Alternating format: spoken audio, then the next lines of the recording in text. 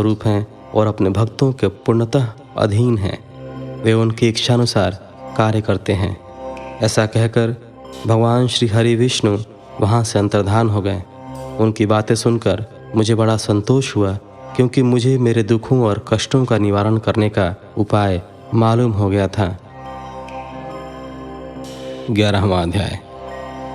ब्रह्मा जी की काली देवी से प्रार्थना।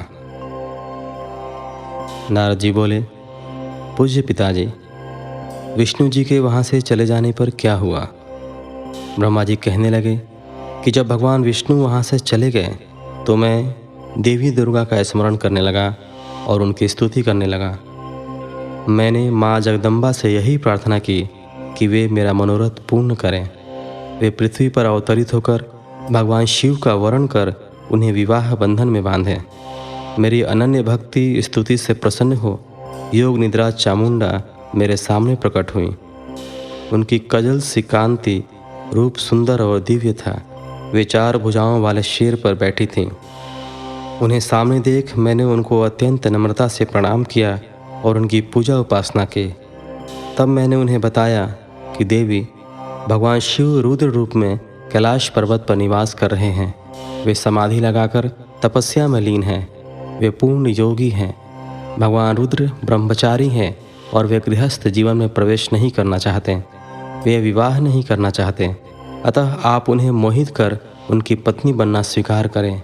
हे देवी, स्त्री के कारण ही भगवान शिव ने मेरा मजाक उड़ाया है और मेरी निंदा की है। इसलिए मैं भी उन्हें स्त्री के लिए आसक्त देखना चाहता हूँ। देवी, आपके अलावा कोई भी इतना शक्तिशाली नहीं है कि वह भगवान शंकर को मोह में डाले।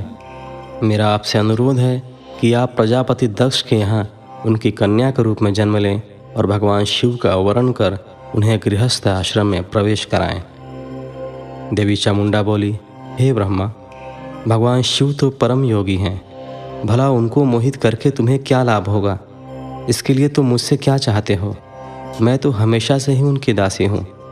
उन्होंने अपने भक्तों का उद्धार करने के लिए ही रुद्र अवतार धारण किया है। यह कहकर वे शिवजी का स्मरण करने लगीं। फिर वे कहने लगीं कि यह तो सच है कि कोई भगवान शिव को मोह माया के बंधनों में नहीं बांध सकता। इस संसार में कोई भी शिवजी को मोहित नहीं कर सकता। मुझ में भी इतनी शक्ति नहीं है कि उन्हें उनके कर्तव्य पथ से विमुख कर सकूं। फिर भी आपकी प्रार्थना से प्रसन्न होकर मैं इसका प्रयत्न करूंगी, जिससे भगवान शिव मोहित होकर विवाह कर लें। मैं सती रूप धारण कर पृथ्वी पर अवतरित होंगी। यह कहकर